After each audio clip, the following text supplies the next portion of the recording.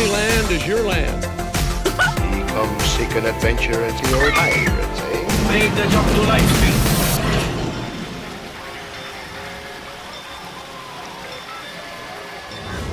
Welcome to the Disneyland Beat, where our toes tap to a Disneyland drum. And we always whistle while we work. Hi, I'm TC. And I'm Amy. One of the first videos on this channel that we ever made was a history of Tom Sawyer's Island at Disneyland. We recommend that you check it out. Now, we really love this fantastic hidden gem of a place. It may be the only spot left in the original Magic Kingdom to have a wooded park-like setting that you can actually run around in, explore caves, climb towers, just kind of have some wild fun. But walking around the island today is quite different than in years past, and we do wonder what the island's future holds. Originally, it opened in 1956, less than 1 year from the park's opening.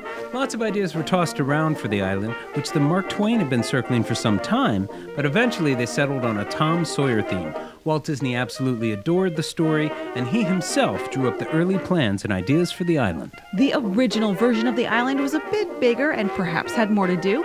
There were extensive caves to run through, a fishing hole with actual fish to catch, Castle Rock and Teeter-Totter Rock, Harper's Mill, and of course the original Fort Wilderness, which you could enter and explore. There were characters on the island that you could meet and greet. Tom Sawyer, Becky Thatcher, there were soldiers and commanders at the fort, and they often had activities going. When the sailing ship Columbia joined the park, it would fire on the fort, as it still does today, but back then the fort had its own cannons and it would fire back. There was a tree house to climb and explore, and it featured the best view in the park.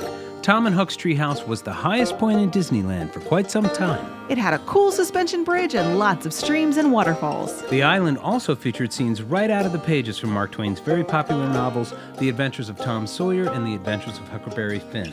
There was Harper's Mill, there was the raft, there were the caves that Tom Sawyer and Becky Thatcher got lost in. The island was also home to a settler's cabin that was perpetually on fire. Originally, the storyline showed this as being done by a hostile Native American tribe, but it eventually changed, so the fire was the fault of a moonshiner. One of the problems that the island's backstory has been its depiction of Native Americans. The island was created at the height of the Western movie and TV show pop culture craze in America in the 50s, and it has had to evolve away from that, moving away from the inappropriate cultural appropriation of indigenous people. As the park grew and major refurbishments happened, the island began to serve other purposes. In 1992, the island was dramatically transformed to provide the backdrop for the nighttime spectacular Fantasmic. And the island was changed again in a big way in 2007 when Fort Wilderness was removed and rebuilt, this time only to serve as backstage space for Fantasmic, not accessible to the public. In 2017, the largest refurbishment of the island to date happened, retheming it to Pirate's Lair on Tom Sawyer's Island and blending many of the island's older elements with brand new ones more directly themed to the Pirates of the Caribbean film franchise. The new backstory, the one we still have today, kinda sorta works with some imagination.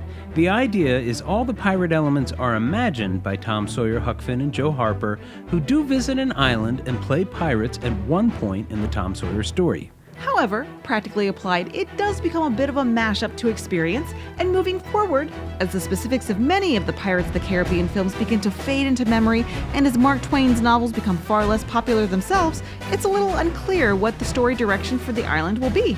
It was nice that it allowed characters to return to the island.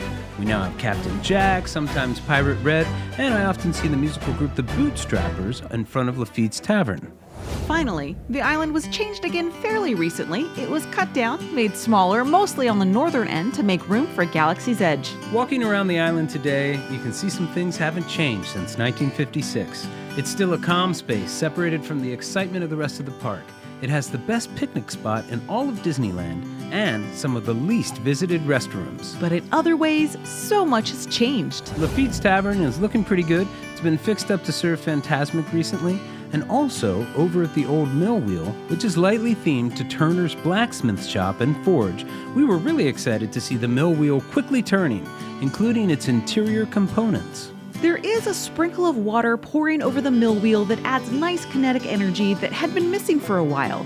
But if you follow the water back to the beginning, you can see that it's not flowing from its original source. One of the features of the island that's been missing for several years are the 4 streams that used to flow down from the highest point on the island, starting from underneath Tom and Huck's treehouse. These four streams used to flow in the four cardinal directions, magically coming up from under the roots of the massive tree. It added so much, not only visually, but also in the overall sound of the island. When all you can hear is rushing waterfalls, the place feels much more remote and adventurous. Also, the streams originally served the function of filtering and churning the water in the rivers of America. And as a kid, I thought Walt Disney was a genius on par with Willy Wonka for it. Anytime you can include a function within a fantasy form, it's truly magical. Tom and Huck's treehouse is another mystery, and we wonder about its future. It's a beautiful set piece, the first Disney park artificial tree.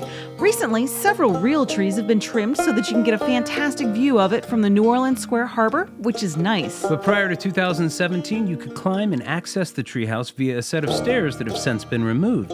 And now, with the four streams all dried up, climbing the hill is a bit anticlimactic. The caves of Pirate Lair are an upgrade we really like. In 2017, the caves got several new pirate-themed scenes that all have animatronic or projected surprises. One of the best parts of it is that all the scenes are interactive, triggered by some guest action. It's very cool. Though we've seen some youngsters get pretty darn scared at the zombie pirates. Smuggler's Cove should be one of the funnest spots on the island. The suspension bridge and the pontoon bridge never disappoint, but the other components, on the other hand, There are great interactive ideas going on here. A bilge pump to pump out a boat revealing treasure, and a winch with a cool skeleton attached, but for whatever reason, they've been broken more often than not in recent years. As you continue on to the northern end of the island, we were surprised to see several of the smaller caves around Castle Rock closed.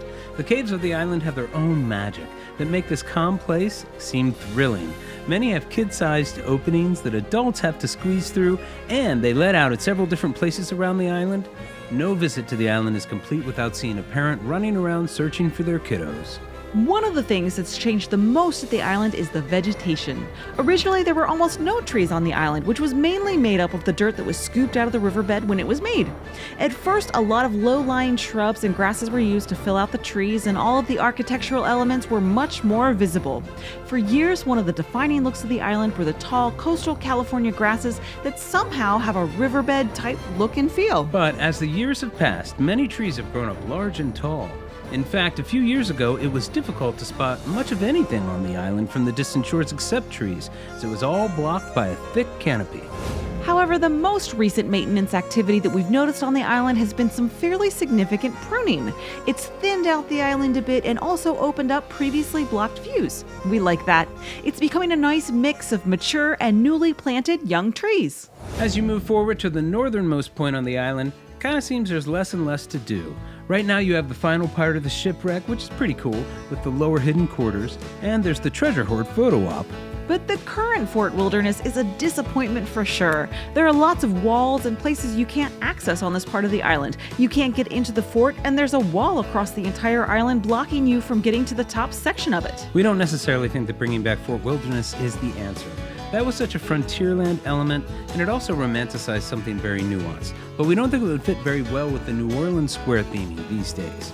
But nonetheless, something more on this side of the island would be cool. We don't have the answers, but we do wonder what the future of the island is. To us, it seems that The Adventures of Tom Sawyer, a book that I loved and was required reading for us growing up, is now more often viewed for its historical context rather than for entertainment value. Even if they wanted to do it, could Disneyland's island be successfully reverted to a Tom Sawyer theme? I don't know. Frontierland, which used to be all-encompassing, now seems detached from the island and much smaller. The raft that you have to take to get to it, you find on the border of New Orleans Square and Critter Country. It's one, if not two lands away. This February at Walt Disney World, Tom Sawyer's Island reopens after a long refurbishment. The larger version of the island includes more period homes, shops, and dining than Disneyland's, and it works beautifully with Liberty Square, its companion land, though we still think the content could be problematic even so. Disneyland, on the other hand, seems to be expanding the world of New Orleans Square. With Tiana's Bayou Adventure, it's possible it could take over all of Critter Country, and to some extent it will, even if it doesn't happen literally. Perhaps Pirate's Lair on Tom Sawyer's Island could go more in this direction too? We do think there's still life in the franchise. We'd love to see a Pirate Red movie, and the ride across the water is, of course, timeless. As long as the island remains a pastoral escape from the rest of the park, we would welcome some more exciting and interactive elements. Perhaps it could borrow some ideas from its sister attraction in DCA, the Redwood Creek Challenge Trail, and offer some more climbing features. So what do you folks think? What would you like to see happen over at Pirate's Lair on Tom Sawyer's Island? Do you have any special memories from Disneyland's Island that you could share with us? Let us know in the comments. We'd love to hear it. Well, that's it for us today. Thanks so much for joining us. May the light in the firehouse window always shine brightly, and may your dreams always come true. See you real soon, Mouseketeers.